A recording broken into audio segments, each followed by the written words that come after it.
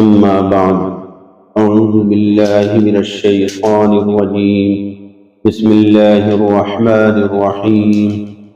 يا أيها الذين آمنوا اتقوا الله وكونوا مع الصادقين صدق الله العظيم. معزز سامعین، ہر انسان کے اندر دو چیزیں ہیں، ایک اس کا جسم اور دوسرے اس کی روح. اور جس طریقے سے ہمارا یہ جسم بدن بیمار ہوتا ہے اور ضرورت پڑتی ہے اس کی درستگی اور بیماری کو دور کرنے کے لیے ڈاکٹر کی اور حکیم کی، اسی طریقے سے یہ ہماری روح بھی بیمار ہوتی ہے اور اس کے لیے بھی ضرورت پڑتی ہے کسی مصلح کی،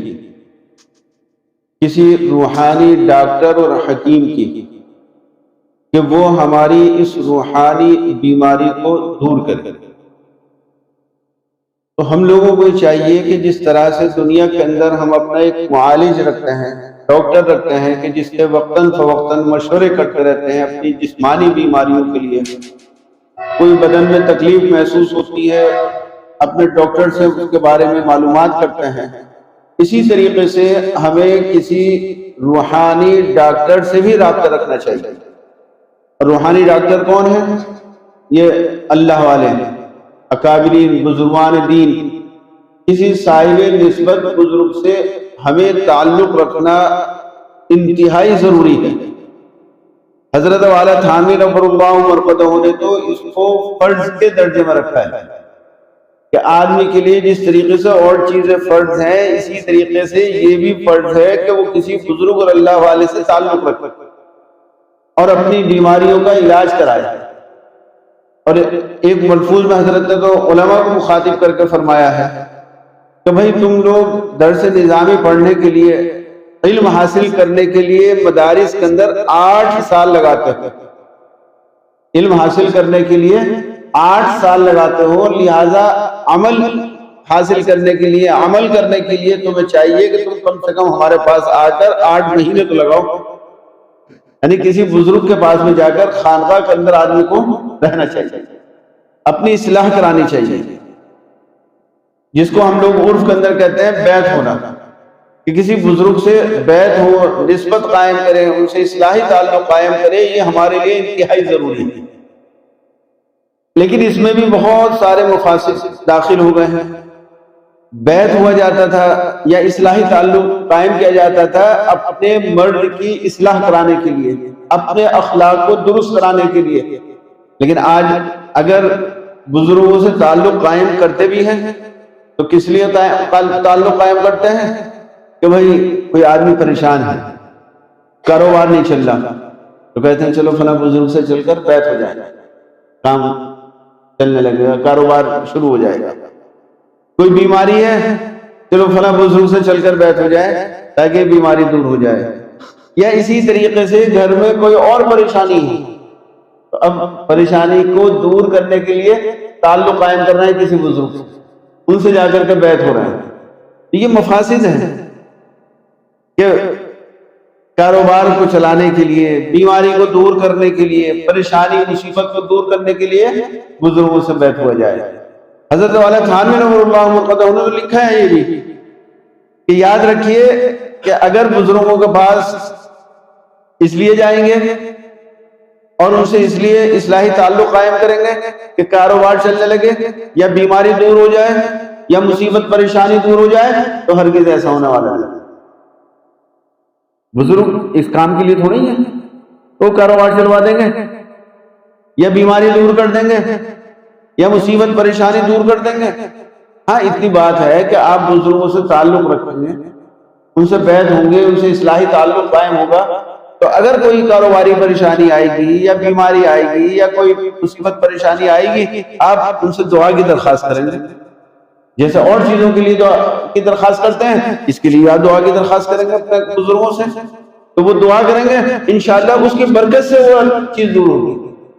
لیکن اصلاح کے لیے جو بیعت ہوا جاتا ہے یا اصلاحی تعلق قائم کیا جاتا ہے وہ اس لیے نہیں کیا جاتا کہ ہمارا کاروبار چلنے لگے، یہ سوچیں ہم کہ بیعت ہو جائے اور ہمارا کاروبار چلنے لگے گا، ایسا ہرگز نہیں ہے۔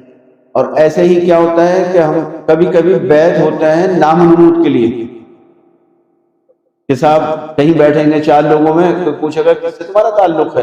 کہہ تو دیں گے فلاں بزرگ سے جو نامور بزرگ ہیں ان سے ہمارا اصلاحی تعلق، تو اپنی نسبت اونچی کرنے کے لیے بزرگوں سے بیعت ہوں گے۔ اور جو دیندار ہیں اور تھوڑے سے تقوی کے ساتھ میں رہتے ہیں وہ بعض مرتبہ بیعت ہوتے ہیں کس لیے کہ جلدی سے خلافت مل جائے، ہم بھی بیعت کرنا شروع کر دیں۔ ایسے ایسے لوگوں کے حالات ہیں کہ بیعت ہو رہے ہیں نام و نمود کے لیے اور بیعت ہو رہے ہیں خلافت حاصل کرنے کے لیے۔ بتائیے جب نیت ہی فاسد ہے تو پھر کہاں سے فائدہ ہوگا؟ تو ہمیں اپنے بزرگوں سے، اللہ والوں سے تعلق رکھنا چاہیے، جڑنا چاہیے، ضروری ہے ہمارے لیے، لیکن اپنی نیت کو درست کرنا چاہیے کہ کس لیے ہم اپنے بزرگوں سے تعلق قائم کر رہے ہیں۔ ان سے تعلق قائم کرنا ہے اپنے مرض کی اصلاح کرنے کے لیے۔ ہمارے اندر حسد کی بیماری ہے، ہمارے اندر غیبت کی بیماری ہے، جھوٹ بولنے کی بیماری ہے، یا کسی گناہ کی بیماری ہے، وہ گناہ ہم سے نہیں چھوٹتا، تو ہم کسی بزرگ سے تعلق قائم کریں، کسی اللہ والے سے اپنی نسبت کو جوڑیں، تاکہ ہمارے جو یہ برے اخلاق ہیں، گندے اخلاق ہیں، یہ بیماریاں ہیں، یہ گناہ ہیں، یہ ہم سے چھوٹ جائیں۔ جب ہم کسی اللہ والے سے بتائیں گے تو وہ تدبیر بتائیں گے کہ ہاں کیسے اس کا علاج ہوگا اور کیسے یہ بیماری دور ہوگی۔ جیسے میں نے پہلے بھی سنایا ہے یہ واقعہ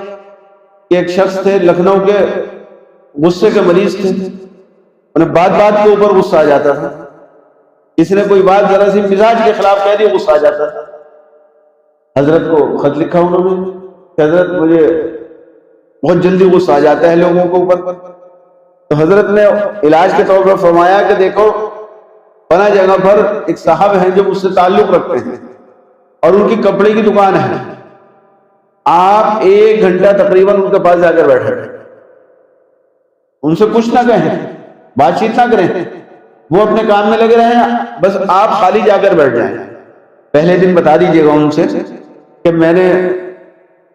ان کو آپ کے پاس بھیجا ہے اور یہ ہدایت کی ہے کہ میں آپ کے پاس 1 گھنٹہ آ کر کے بیٹھا کروں گا بس، اور آپ 1 گھنٹے کے بعد اپنا آ جائے کریں۔ چنانچہ انہوں نے ایسے ہی عمل کیا اور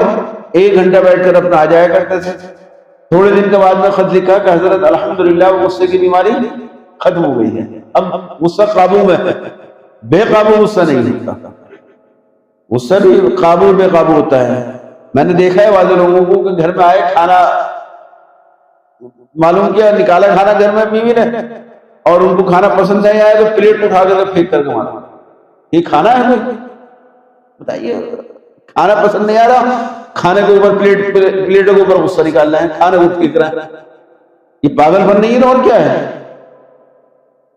لوگوں میں مرض ہوتا ہے، روٹی پسند نہیں آئی، روٹی کچی ہے، روٹی کو پھینک دیا، بے حرمتی کر رہے ہیں اس کی روٹی، یہ غصہ ہے، یہ بیماریاں ہیں۔ تو جب وہ ان کے پاس بیٹھے تھوڑے دن کے بعد میں غصے کی بیماری دور ہو گئی۔ معلوم کیا تھا؟ بات اصل میں یہ تھی کہ جن کے پاس حضرت نے تجویز کیا تھا وہ متحمل مزاج تھے، بہت طبیعت کے اندر ان کی طمانینت تھی، سکون تھا اور برداشت کا مادہ ان کے اندر بہت تھا، اور جب یہ ان کے پاس میں 1 گھنٹہ بیٹھے تو ان کے اندر جو صفت تھی دھیرے دھیرے ان کے اندر بھی وہ صفت منتقل ہوئی، ان کے اندر بھی تحمل و برداشت کی عادت پڑ گئی۔ اور اسی کو ہمارے حضرت ہردوئی رحمۃ اللہ علیہ فرماتے تھے کہ بھائی کہاوت مشہور ہے، خربوزے کو دیکھ کر خربوزہ رنگ پکڑتا ہے، ایک خربوزہ فصل میں پک جائے گا پھر سب دھیرے دھیرے پکتے چلے جائیں گے، تو جب خربوزہ خربوزے کو دیکھ کر رنگ پکڑتا ہے تو انسان تو یہ خربوزہ کھاتا ہے، تو یہ ایک انسان دوسرے انسان کے اثر کو قبول نہیں کرے گا، یقیناً کرے گا۔ جیسی صحبت میں جیسی مجلس میں انسان بیٹھے گا اس کے اثرات ضرور اس کے اندر پیدا ہوں گے۔ اچھی صحبت میں اچھے لوگوں کے پاس بیٹھے گا تو اچھے اخلاق اچھی باتیں اس کے اندر پیدا ہوں گی، برے لوگوں کے پاس میں بیٹھے گا تو بری عادات برے اخلاق اس کے اندر پیدا ہوں گے۔ ہمارے حضرت قاری امیر حسن صاحب نور اللہ مقدہ فرمایا کرتے تھے کہ ایک لڑکا بیڑی سگریٹ نہیں پیتا، اب وہ بیڑی سگریٹ پینے والے کو پاس بیٹھنا اٹھنا شروع کر دیتے، تو آپ دیکھیے گا تھوڑی دیر میں یہ بھی بیڑی سگریٹ پینی شروع کر دیتا، ایک دو دن ان کو پیتا ہوا دیکھے گا، دوسرے دن مانگ لے گا کہ ذرا مجھے بھی دے دینا، تو ایک آدھ مرتبہ تو شوقیہ پیے گا، پھر دھیرے دھیرے اس کی عادت بن جائے گی۔ اس لیے میرا عزیز دوستو، بہرحال ایک تو ہم اچھی صحبت اختیار کریں اور کسی بزرگ اور اللہ والے سے اپنے تعلق کو قائم کریں، اور تعلق قائم کرنا ہے صرف اس لیے کہ تاکہ ہمارے اندر جو برے اخلاق ہیں، گندے اخلاق ہیں، گناہ کی عادت ہے، وہ کسی بزرگ اور اللہ والے کی صحبت سے درست ہو جائے، وہ حالت ہماری درست ہو جائے، اس لیے ہو، نہ کہ کاروبار بڑھانے کے لیے یا مصیبت پریشانی دور کرنے کے لیے یا اور کسی پریشانی کے لیے بیعت نہیں ہونا چاہیے۔ کابرین کے پاس اس مقصد کے لیے نہیں جانا چاہیے، اپنی اصلاح کے لیے جانا چاہیے، اپنے آپ کو مریض سمجھ کر کے اللہ والوں کے پاس میں جانا چاہیے۔ اللہ پاک ہمیں عمل کرنے کی توفیق عطا فرمائے۔ آخر دعوانا الحمدللہ رب العالمین۔